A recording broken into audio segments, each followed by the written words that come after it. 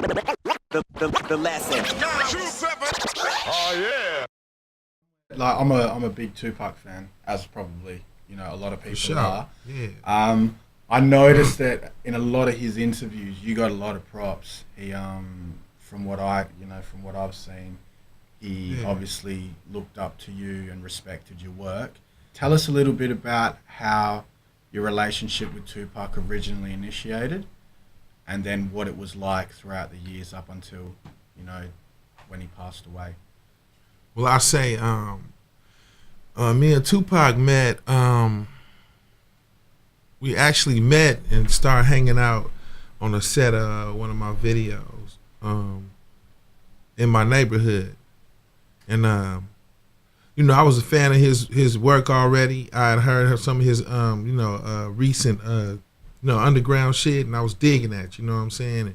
And, that was like, I was like, damn, that cat, he kind of sound like some shit I say, Then he did the movie Juice, and I was shooting the video and in my neighborhood, and next thing you know, Pac pop up at the video shoot, he knew all of my music and all my songs. He knew the words to it, and I was just tripping because I had seen him on Juice, and like I liked it how he played that role. I felt that was gangster. You know what I'm saying? So I mean, from there on, we was just ready to kind of record, hang out, fuck with some bitches, smoke, kick it. You know what I'm saying? Like I was a fan of his music and his movies, and he was the same. And that was cool to have somebody like that, that admires your work. You know what I'm saying?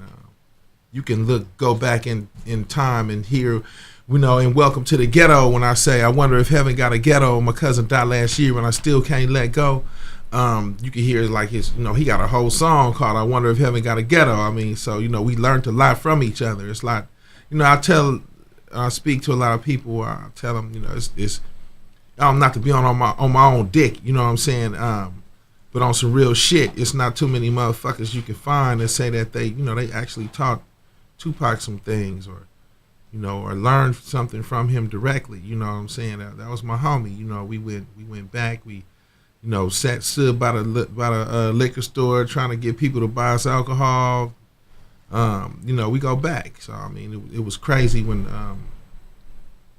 he passed away, because when the homie shot the nigga, or whoever the fuck shot him, because I was supposed to be out in Vegas with him that day. We had just did a song called Fame that they actually released, but me and Cocaine wasn't on there. I don't know why they took us off. They could have just left us on there, but shit. I mean, I ain't mad, man. Maybe they had to do what they had to do, but it's a lot of songs me and Tupac did that, and the last one that we did was Fame, and we were supposed to meet him that day. Me and Cocaine was supposed to go meet him in Vegas the night he got shot, when he went to go see Tyson. He was gonna hang out, kick it with Mike Tyson and all of that shit. And I heard about it in the middle of the night, and I started driving around shooting it all in the air and shit. But I mean, when it comes to rap music like that, this shit ain't no joke. You know what I'm saying? It's a game, but it is not a fucking game. Shit. We all know the pen is mightier than the swords, and the tongue is sharper than the swords. We know that. People, sticks and stones may break my bones, but words never hurt you. Bullshit. Words will get your ass killed. You know what I'm saying? So I mean, in these days and times, rap artists are the poets of our generation, and shit, it get brutal. Words get exchanged, and we think deep and we say some real shit. So I mean, feelings get hurt. Shit happens, and it's hard sometimes when two dudes is battling for the next dude not to sock the shit out the other dude. But I guess we learned a lot from Biggie and Pac, or actually what can actually happen. You know what I'm saying? So I mean, shit, if you good, leave it as a sport, and you know, if you can take it, just like getting your ass whooped and walking away from the ass whooping. It's just words. You know what I'm saying? And you know, I guess, you know, motherfuckers need to learn from that. You know, if y'all niggas gonna be out there battling and all of that shit, then, you know, do it how it's supposed to be done. You know, don't sock the nigga or go shoot him because he beat you or no shit like that. You know, that's just what it is. It's competition. Word competition.